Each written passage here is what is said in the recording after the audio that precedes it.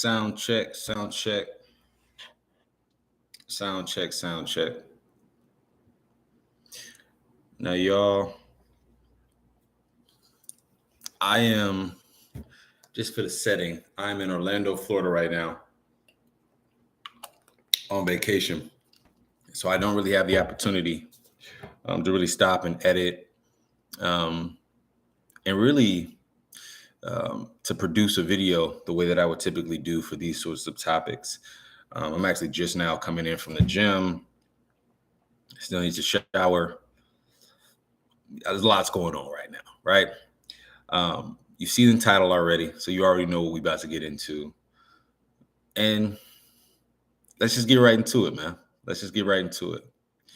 Keke, do you love me? Are you right? Now, man, this situation is really interesting to me because if you don't know what's happened already, Keke Palmer, she just recently was seen on stage with Usher. Those of you guys who don't know, Usher's been doing a residency in Las Vegas. I'm not sure if the residency is still up. But in addition to his residency, he's been doing some amazing performances all across the globe. And one of the things that he's been doing on these performances is, grabbing a lady from the stage.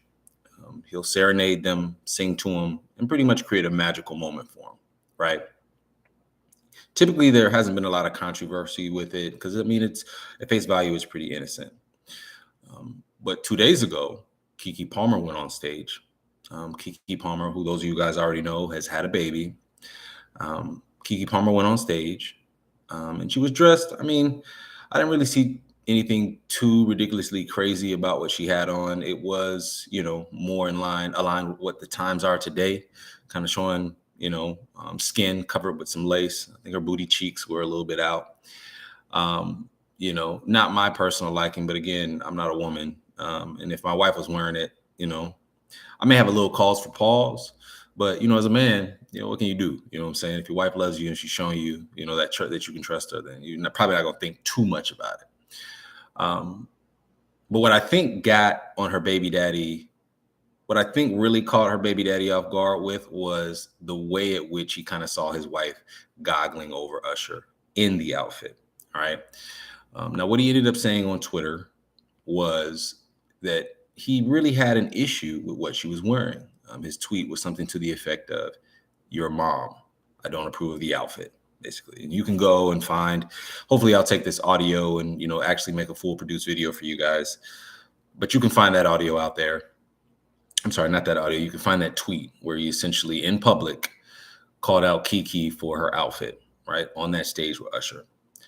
Now, you already know the hotties, the hotettes, it is 2023. And we know when we're talking about 2023, we're talking about overcorrection for, respectability politics. Women are not going to be for respectability politics. We tend to think, I think we tend to feel like those will benefit our community. And, Black women are pretty much fed up with them because they've never really reaped the benefits of those respectability politics, right? And in this particular instance, they let her baby daddy have it. Why would you come in the public and try to shame Keke Palmer? Why would you say this? If you're insecure, just say that. Bro don't even really have a job, I guess. So they coming for his pockets. They saying, "Yo, Stedman, if you ain't got no money, don't be talking on Keke's Wi-Fi reckless. Don't be talking reckless on Keke's Wi-Fi." A lot. And for me, man, as a man watching all this, obviously it's low frequency. I do think it's a little hilarious.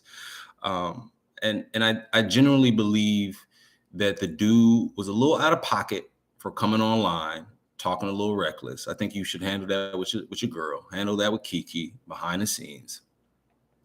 But I do think this situation opens up a greater conversation about, is it possible to have a preference for your woman without it necessarily being oppressive or insecure, right?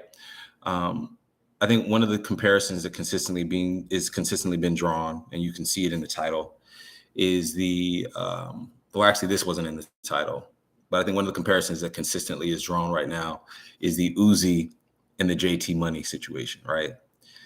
In the Uzi and JT Money situation, Uzi went on stage. He changed his lyric, I think, to include Ice Spice. He ended up sitting next to Ice Spice and, what some people would deem outwardly flirting, right? I think in the same way, people could rationalize that being appropriate because he is a celebrity. Ice Spice is a celebrity. And in terms of, celebrity status, that's a look. In response to seeing all that, JT Money picks up a phone in the middle of an award performance and strikes this man in the face, right? And it's interesting because our community, bro, it's like our community looked at JT Money doing that. And it's like the waiting to excel-ization that I think all women sort of respect to a certain extent. Like the sentiment when that happened was more along the lines of like, hey, he should have known better. Don't be playing with JT. You knew this. Da, da, da, da. And it's weird because, it's legit domestic violence. It's not a tweet. You have struck a man. And so that was a little confusing, right? I do think the man was a little bit out of pocket, you know what I'm saying, for coming at Keke in public. But I do think this opens up a broader conversation of whether or not a man has a say at all. And I think, when you really take a look from a macro perspective, what's up, Agent Ghost? I think when you really take a look from a macro perspective, we have to also understand that while we are trying to go against respectability politics, we're also sort of falling in line with where our women have always been perceived to be placed, by the white majority. You got to understand, there's only been 3 major portrayals that white elites have been able to see our women in. It's been the Mammy, the Aunt Jemima, right? It's been the Jezebel, the sexual promiscuous, big booty, twerking. You could maybe put that in that category. That. And then the caricature of the sapphire. Now, the sapphire, from a scholastic standpoint, is the loud, boisterous, mean, rude, ghetto girl, popping gum. Those are the 3 main stereotypes that the white majority has been able to perceive and see as palatable for our women. So you got this growing population of women who have been dealing with misogyny, that are now taking back their sexuality. They're reclaiming, their independence, and they actually have the ability now to choose what they want to do, to choose how they represent themselves.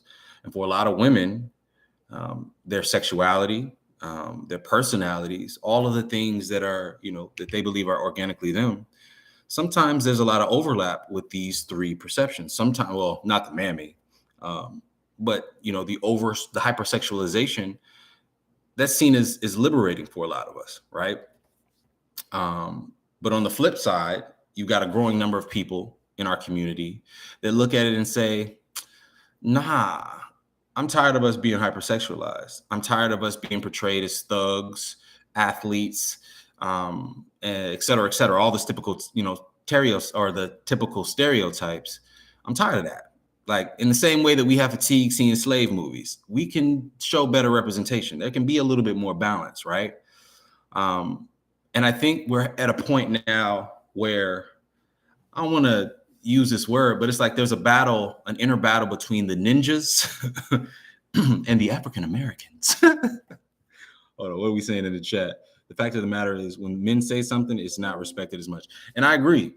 I agree, Agent Ghost. And I think we're in a period right now where there's a lot of overcorrection because misogyny has been something that women have had to deal with. I think misogyny and the patriarchy has also been imposed as men as well. I don't think we talk about that nearly as much by men and women. But right now we're in a state of overcorrection. And I don't think a lot of people have the ability to really maintain foresight with that. I don't think we're really looking to the next 20 years and how this is all going to, impact us, and how the deterioration of the nuclear family is going to really start to change our outcomes in a negative way. But yeah, right now, if you're a man, you better be quiet, or you better talk about it in private, right? But I do think it's a really interesting thing to analyze, right? There are some double standards. I do think society is a little bit more accommodating to women and their emotion, especially their emotional outbursts, and even hitting sometimes, right? And so I think that's really unfortunate. I do think it's a little unfortunate. I do think it's unfortunate that we can't have nuanced conversations about, modesty, without it having to be misogyny. It could just be that you don't agree with the portrayal. You don't agree that that is you at your highest self. That just very well could be the case. I do think it's unfortunate that we can't have those conversations with nuance. Because in this case of Keke Palmer, I don't necessarily think that what she did was crazy, right? I don't think what she did was overtly disrespectful, but you could see how, a different kind of man could feel maybe a slight way about it, right? You could see that. I don't think it takes much. I don't think it takes much to see how someone could feel a way about that. I can't imagine if there was a dude that was on stage with Megan Thee Stallion, getting twerked on by Megan Thee Stallion, and sort of, I mean, Keke was giving it up, bro. I ain't gonna lie. I mean, seeing her, I was it was a little wild because she was on stage, literally like, oh my god, oh. And I'm just like, ooh. And then all throughout Twitter, all throughout social media, people were reposting that Boondocks episode where Riley was like, "Yo, you got your girl stuck by Usher. We not even talking about a gangster. She got messed up by Usher." It's really unfortunate, man. It's really unfortunate. What you talking about, Ghost? Very true. Most people are too worried about the here and now and not focused not only here and now, but also the future. Some are, but not most. Well, and that brings up an interesting point, Ghost. It's like, my question is there really a Black community anymore? Right? Is there a Black community? Because when you talk about a community, when you talk about a culture, oftentimes there's pillars and principles, and there's things, there's room for correction, there's room for reproach, right? But when you don't have principles, when you don't have sort of like a guiding edict, because you're a fragmented people, what tends to happen is, growing chasms between new school and old school, right? Which brings me to another point. Arie, right?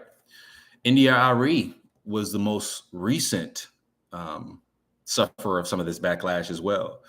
She saw a group of women on stage twerking at a Meg Thee Stallion, Janelle Monáe, Essence Fest performance. And her response to that was, excuse me, got a burp. That's terrible. I'm telling you, man, I just worked out, bro. She saw them at a Megan Thee Stallion concert, or not concert, or at that Essence Fest performance. And she spoke out and essentially said, hey, I don't have a problem with my girlies. I don't have a problem with the hot girls. I just think there's certain things that are not for a stage. Certain things are not for everybody. Certain things are not for kids, right? And she spoke out that way. And man, people tore her up. People tore her up. And so, the reality is our women, maybe our people, I should say, are so fed up with respectability politics, really being micromanaged in any sort of kind of way, that we would buck the elders. I mean, Arie was somebody that I thought was an ally. I mean, I bump her music, Brown Skin, I Am Not My Hair video. I mean, this was a woman that stood on her principles seemingly, and, was making music for us in the mainstream, which was pretty rare. I mean, that neo soul representation has always, been a glowing representation of our women to me, right? Even when you got people like Floetry, who have been able to take that seductress nature and that sexuality and still sort of put it in a way that's palatable, but also, indicative of maybe a higher form. I mean, it doesn't have to be hypersexual to give the sensual nature that's trying to convey, right? But we really have a huge divide in our community right now. And like I said, it begs the question of whether or not there's a community at all. Is there a responsibility for us as a collective to manage each other, or to determine what our principles are so that we can achieve a higher form of self, right? Well, Agent Ghost, I believe the Black community as a whole dodges accountability and holding our fellow peers accountable for actions that we know. Oh yeah, I don't think that we enjoy accountability. Right now, I don't think that's specific to us, but I do see us have a very hard time with that. Right.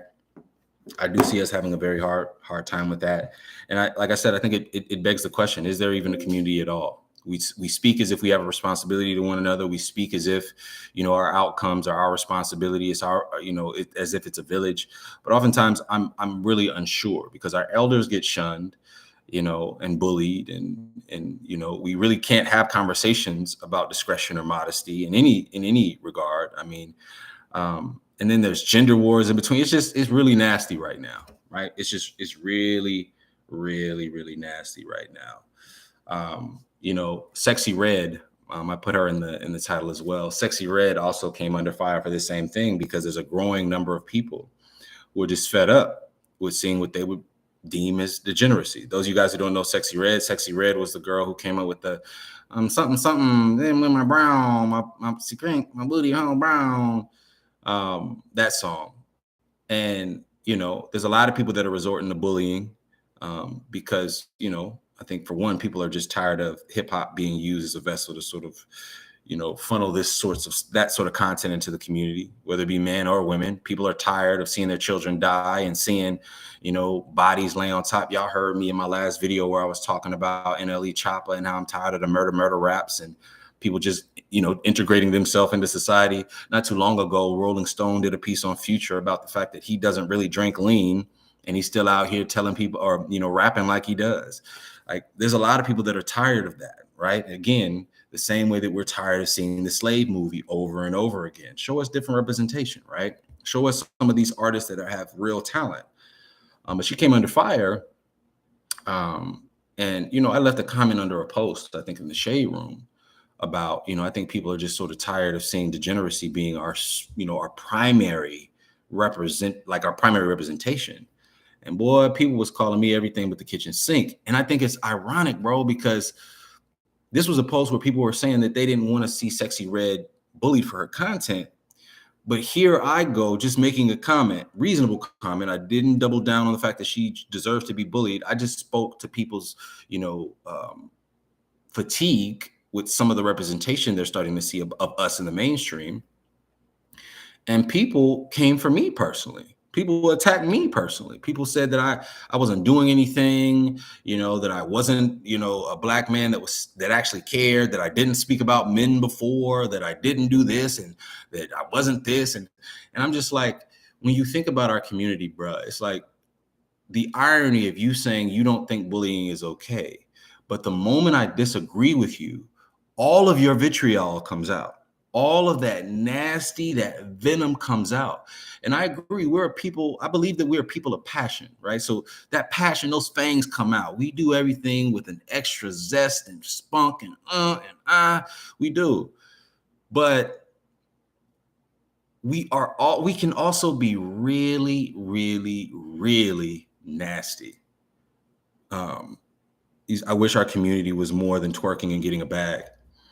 Yeah, CT, it's crazy. I believe the Black community. Oh, and the divide. Let me read yours, Ghost. And on the divide part you spoke, yeah, definitely is a divide. The brotherhood and sisterhood is not prominent. Yeah, there's definitely cliques, and it's unfortunate, man. It's really unfortunate. It's unfortunate because I grew up in the South, conservative South, and I grew up. My mother and father were married. They're still married. I grew up seeing a marriage and what a marriage was, the good and the bad, the non-fairy tale aspect of it. My grandparents were married. I got to see that from a non-fairy tale aspect as well. My cousins, mothers, and aunts, they were married and stuff like that. So it's a rich tradition for my family, to maintain the village aspect, to maintain the community aspect. But seeing what I'm seeing now, I just don't think we have that. I think we're so fragmented and there's so many different silos of thought. And it's nasty because, like, I think the connection between the Black man and the Black woman and the nuclear family is going to be the key to our future, y'all. Let me do what Dr. Umar Johnson says. The key to Black salvation in America is going to be the ability to come together, the Black man and the Black woman. coming together to preserve the nuclear family. Once that deteriorates, once that is done, once we don't trust each other, once we don't have the faith in the ability for us to come together and do what's best and decide what's best for our community, we lose. We lose. And, and for those who say Whitey in the background goes. And I think for me, to go back to the very beginning of this video, just speaking to women in general, we can also speak to men. How did white people see men, right? In the beginning, in slavery times, we were more savage, we were more violent, we had more physical prowess. We were great athletes, we thugs, and we're not really intelligent. How did they see our women? They saw them as mammies, they saw them as seductresses, and they saw them as mean and loud. What are we showing all throughout mainstream media now? What are some of our most consumed content? What reality TV shows? As men, Future and Rick Ross and all of these other, whoever. I don't want to come for all these people. I don't want to keep name dropping, but y'all see it, right? And I think that there is room. There should be room for artistic expression. There should be room for us to take art that actually imitates life, right? But you have to make sure that you're not just feeding on the breadcrumbs that white elites are giving you. The main reason why you're seeing a lot of this representation isn't because it's just liberating to us all. It isn't because it's beneficial to us all. It's because that's all they want your black ass to be. It's because that's the bag that's available. If your black ass could make a black scientist movie and get it greenlit, right? If you think you're gonna be able to go to a studio and get a black scientist movie greenlit like that, and quicker than another black slave movie or another black gangster movie or another, hypersexualized rendition of what we do, like, it's just not gonna happen. We know how hard it is for us to get our movies greenlit as is. So I just think it's important for us to really take a step back and analyze, how are we being represented and what do we need to actually take control of? Does there need to be more balance? Is there balance, right? Agent Ghost says, we are our biggest enemies. Zay says, damn, man, I wish I wasn't at work. I love this kind of conversation. Yeah, man, I'm gonna do some more conversations like this. I just had to speak on this because, the news cycle is so quick. I don't have the ability to stop and edit and do all the stuff. I got videos that I'll probably drop today, but it's stuff from last week. I'm sitting up here like, damn, bro, I gotta get in on this. I'm at work multitasking, TP on spot with Sabi. Yeah, man, I'm at work too. So, you know what I'm saying? It's, a work from home situation, checking emails. So, but yeah, bro, I think we really do need to make sure like we're doing the proper analysis of our community and really somebody needs to be able to step on top of the mountain and go, okay, we coming towards an iceberg now. It's getting a little rocky. Oh, wait a minute. I see the next 20 years. This ain't looking cool. This ain't looking good. Somebody should be doing that. And nobody is.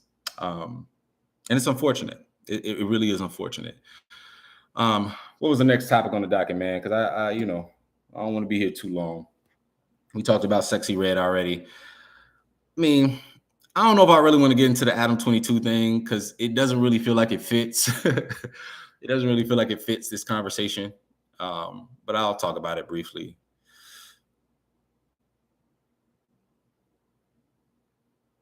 I don't really think I even have thoughts on that, to be honest with you.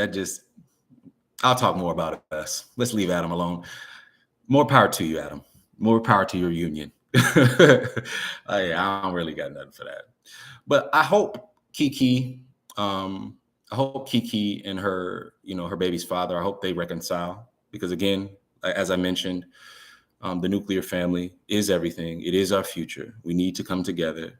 I think we need to learn how to have conversations without using misogyny and the patriarchy as, a silencer for the other person. Just because I may have a different view on what I would want my woman to do, and just because it seems like it has some overlap with the typical oppression that you've seen, doesn't mean that I'm misogynistic. Doesn't mean that I don't have redeeming value. And it doesn't mean that you should just resort to the bullying that you think you've been suffered to. You don't need to regurgitate all the pain and all the trauma that you suffered here in America and subject me to it just because I have a different view or opinion. I try not to go back and forth with people online in a disrespectful tone because, when you're dealing with us, that's just something that you're going to be prone to. Of all the interactions that I had over that Sexy Red post, I can maybe count on, it was maybe one or two exchanges that were really, really respectful, even when they disagreed with me. Everybody else was, man, blah, blah, blah, blah, blah, blah, blah. Trying to come for me, trying to come for, my family, everything. Somebody, and this is the one that tickled me, right? Y'all know I'm transparent about my hair journey, the fact that I had a little alopecia, and somebody really went on my page and thought that they could like embarrass me or like make me feel bad about the fact that I had like a little patch, a couple patches, alopecia patches on my head. I was like, yo, I wasn't hurt. I was just like, okay, like this is us. This is us. When we feel ticked, when we feel hurt, when we feel somebody maybe disagrees, and we project that on them, we believe that it's okay to tear them down. And the saddest part is, as a Black man who comes with varying views, it feels a lot like I get anti-Black white sentiments from my people. They start telling me I'm not doing anything in my community. They start telling me I'm not being a father, like me personally, not like having a macro conversation, me personally. They start telling me that I don't do this, I don't do this, I don't genuinely care. And it's sad. It is. It is. Because I think our women are beautiful. I think they need to be protected. I think we need community, right? Let's check it out. But though, once we as a community are able to come together as Black men and women, things will be better. We need each other at the end of the day. Trying to be selfish won't help over time. It won't. It won't. And I think that may be the perfect place to close. All I can say for all the situations mentioned in this video, the guy, Keke's baby mom or baby dad, I think he was wrong. Address your women in private. If you got a problem with your wife, don't succumb to the social media pressure to, respond and save face. You might have felt embarrassed seeing your wife goggling over Usher like that Boondocks episode. It's possible. I don't think that makes you insecure. I think that makes you human, right? But you got to deal with your wife in private. You got to keep, or your girlfriend, whatever situation that is, you got to deal with that in private. As it pertains to Sexy Red, I don't think Sexy Red should be bullied. I don't think that people should remove her humanity because she's talking about booty holes and pink coochie. I don't think that at all. What I think is we should be having nuanced conversations about the lack of balance in mainstream and our mainstream portrayals. We can have that conversation without shunning her, without treating her like she's, nothing. Because at the end of the day, she is trying to feed her family. At the end of the day, she is hopefully bringing that money back into our community in some way, empowering people that look like us. So there is room for Sexy Red in our community. We have to protect her as well. And as for Arie and the Hotties and twerking on stage, here's my take. I don't necessarily agree that twerking is something that is overtly bad at face value. My wife twerks. My wife actually likes to twerk a lot. My wife loves twerking. She says it's like a freedom. It's like a spiritual dance for them. And I get it. I empathize with it. It ain't really for me to understand, right? A lot of times I'll joke with her and be like, what if I came on stage and I was just slanging, just slanging the meat left and right, pause. Obviously that's not the same thing, right? It's not the same thing for guys, and we shouldn't, that's a terrible comparison. So for me, I just embrace it. I embrace it as something that she loves. But in terms of doing it for public consumption, doing it on Instagram, doing it on a stage, I may be a little bit more aligned with Arie's view. I do think society has sort of normalized things, and I don't think that everything society normalizes is okay. I don't think, just because of, just the old adage, like your mom used to say, if everybody jump off the bridge, you gonna jump off the bridge too? I'm not jumping off a bridge, because here's the thing that everyone needs to understand. And I'll say this as I near closing. When you look at history, right? When you really take a look at history, it's never a majority of our society that's able to see the future and what's best for that future. It's always a small group of people, always a small group of people that have the right idea. It's always a small group of people. It's never the large majority that's like, oh, yo, this is what we should do. This is how we should change. And this is what's going to be the most effective solution. Very rarely is that the case.